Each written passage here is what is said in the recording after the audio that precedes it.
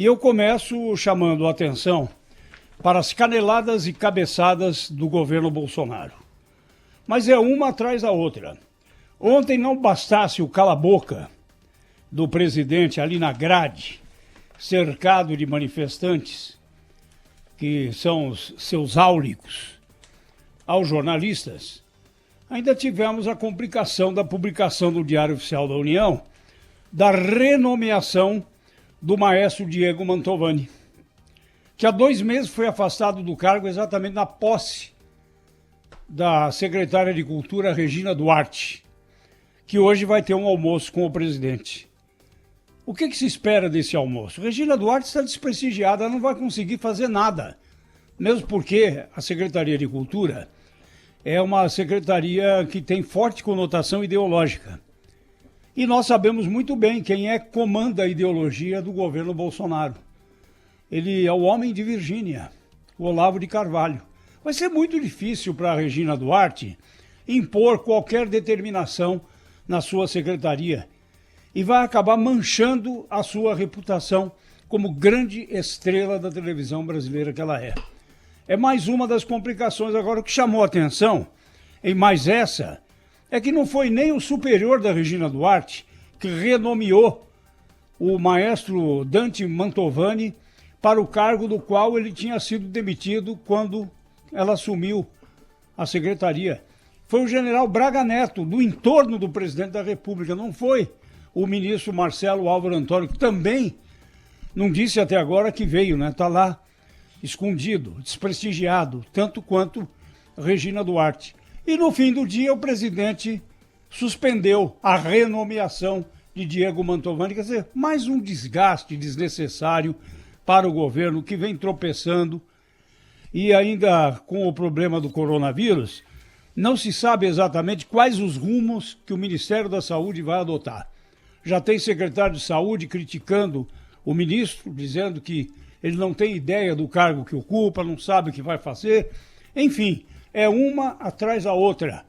E nós, pobres mortais, os contribuintes brasileiros, ficamos aí sem saber o que é que vai acontecer com este país. Muito bom dia. Muito bom dia, Zé Paulo, companheiros aqui do Jornal Gente, querido ouvinte da Rádio Bandeirantes. Você tem toda a razão, Zé Paulo, porque quando a energia de qualquer governo não é infinita, não é?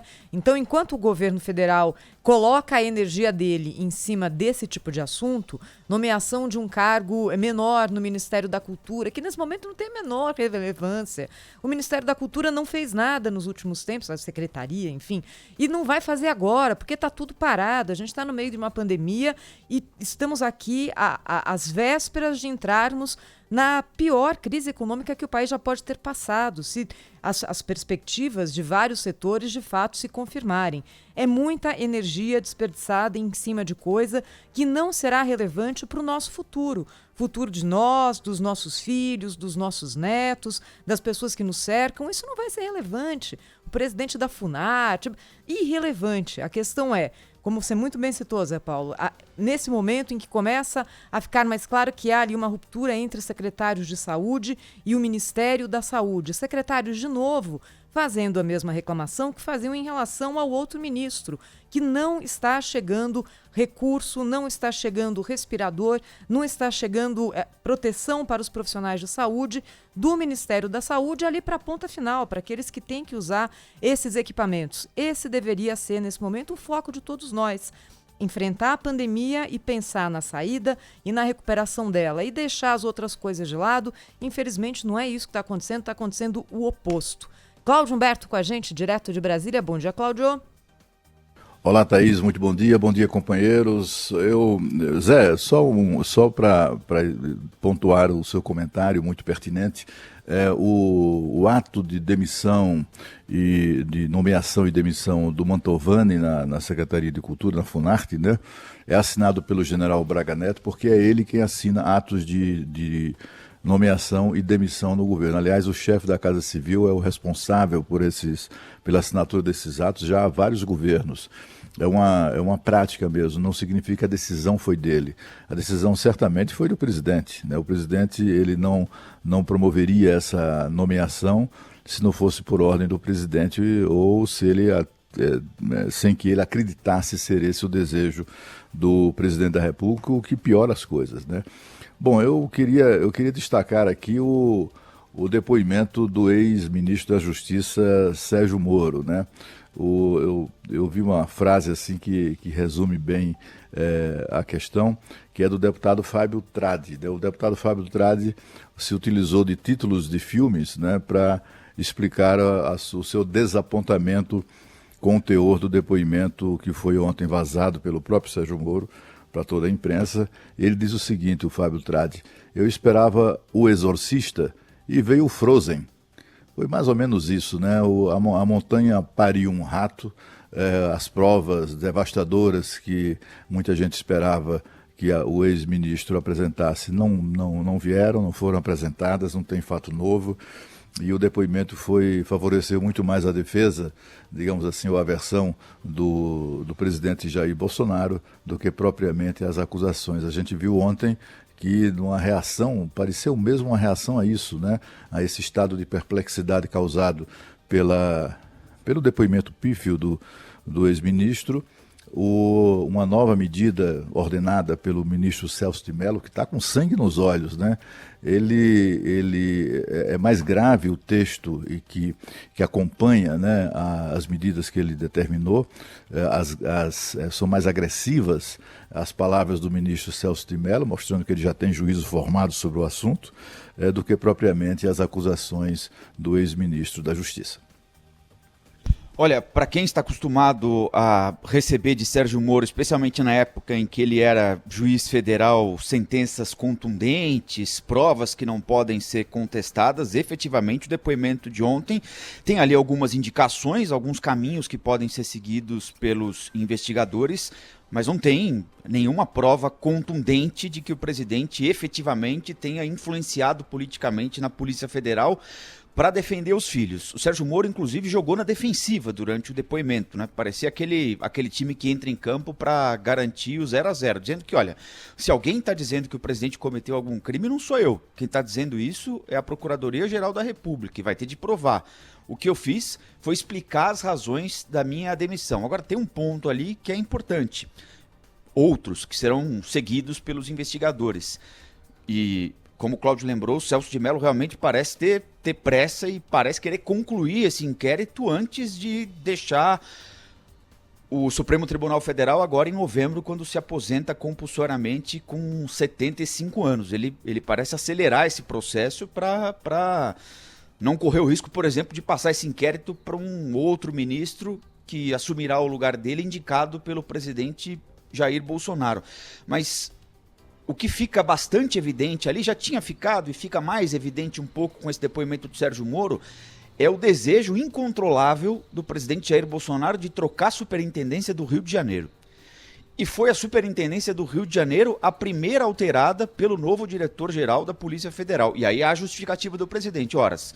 Mas se eu tivesse alguma coisa contra o superintendente da Polícia Federal, que é o estado do presidente Jair Bolsonaro, que é o estado dos filhos do Jair Bolsonaro, do presidente Jair Bolsonaro, eu não teria dado a ele uma promoção, porque, segundo palavras do próprio presidente da República, o então superintendente da Polícia Federal do Rio de Janeiro virou agora o 02, o segundo homem mais importante na hierarquia da Polícia Federal, auxiliar do novo diretor-geral. Mas, vamos nos lembrar, em agosto do ano passado, houve a primeira, publicamente pelo menos, né, a primeira disputa entre Sérgio Moro e Jair Bolsonaro por interferências ou por mexidas na Polícia Federal, e o desejo era exatamente a superintendência da Polícia Federal no Rio de Janeiro, e de novo foi esse o motivo, essa razão do desgaste entre os dois, a superintendência da Polícia Federal no Rio de Janeiro, além da diretoria-geral.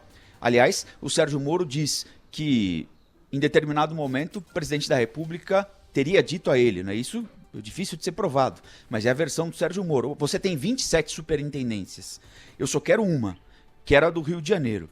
E é essa, a do Rio de Janeiro, a primeira mexida, e única até agora, feita pelo novo diretor-geral. Aliás, a Folha de São Paulo agora já dá é uma informação exclusiva, né, tem que ser confirmada mais adiante, mas já dá o nome do substituto do superintendente do Rio de Janeiro, que parece ser alguém com um currículo excelente também, um nome, aliás, muito próximo do antigo superintendente da Polícia Federal no Rio de Janeiro. Escolha que teria sido feita com a aprovação dos policiais federais mais influentes do Rio de Janeiro, exatamente para evitar qualquer especulação nesse momento aqui de que o presidente teria interferido para eventualmente beneficiar alguém próximo a ele, notadamente os filhos, que estariam sendo investigados em inquéritos na Polícia Federal no Rio de Janeiro. Mas o fato é que a mexida, em 48 horas depois da troca na Delegacia Geral da Polícia Federal, foi no Rio de Janeiro, onde o presidente estava inconformado com alguma coisa que estava acontecendo ali.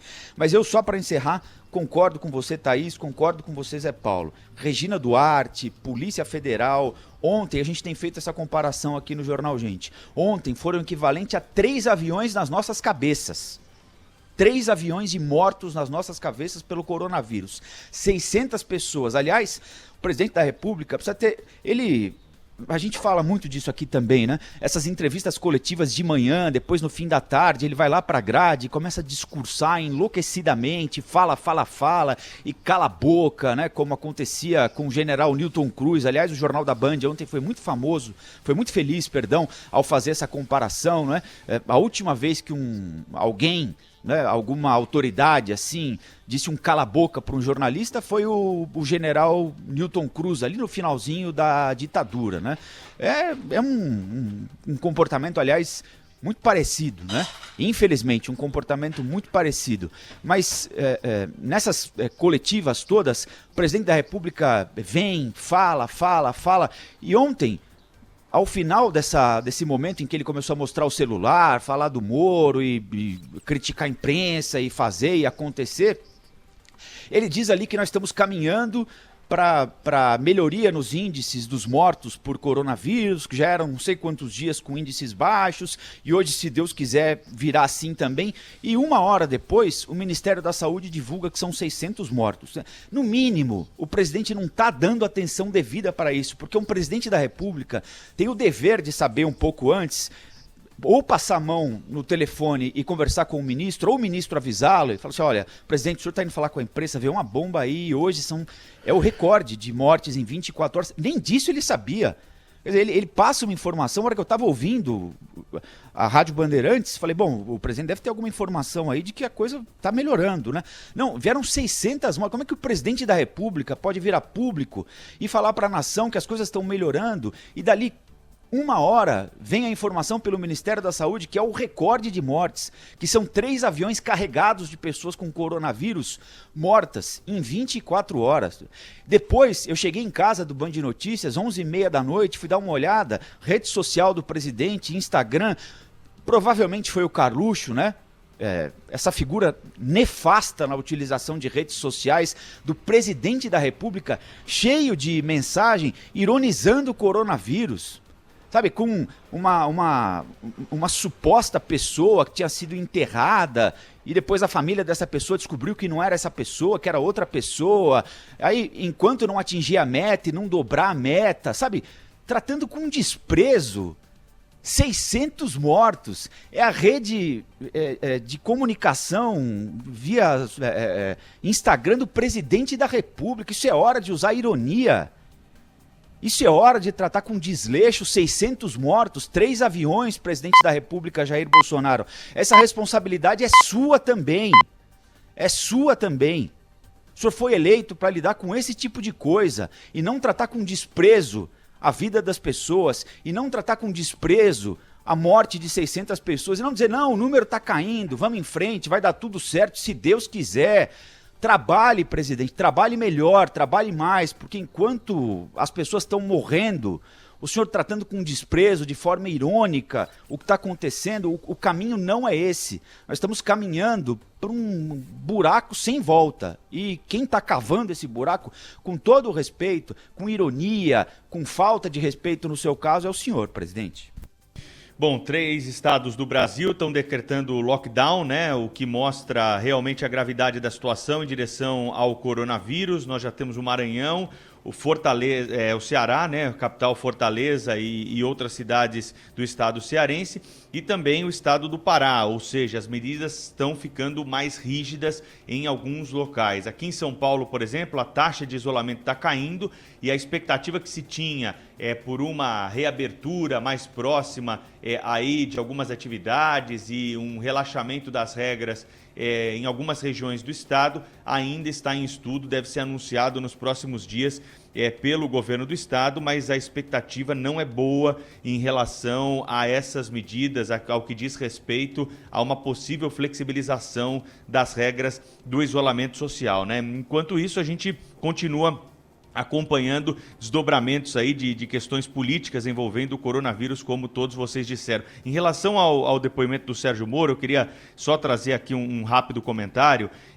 Não há crime relatado pelo ex-juiz, ex-ministro Sérgio Moro. Ele não relatou nenhuma irregularidade cometida pelo presidente da República. Por mais que ele possa sugerir que o Jair Bolsonaro pretende interferir no comando da Polícia Federal para ter acesso às investigações, para comandar de alguma forma, ser o comandante das ações da Polícia Federal no Rio de Janeiro, isso não se configura como crime, porque é uma ação futura e não há nenhum ato praticado pelo presidente da República até o momento que possa provar esta intenção. É apenas uma simples intenção, é um ato preparatório, é o termo usado no Código Penal para esse tipo de conduta. Então, não se tem que falar nesse momento em crime do presidente da República. Se ele tivesse uma prova de que o presidente interferiu em uma investigação do passado, aí sim nós teríamos configurado ali o delito e, claro, isso ia carecer de provas para ser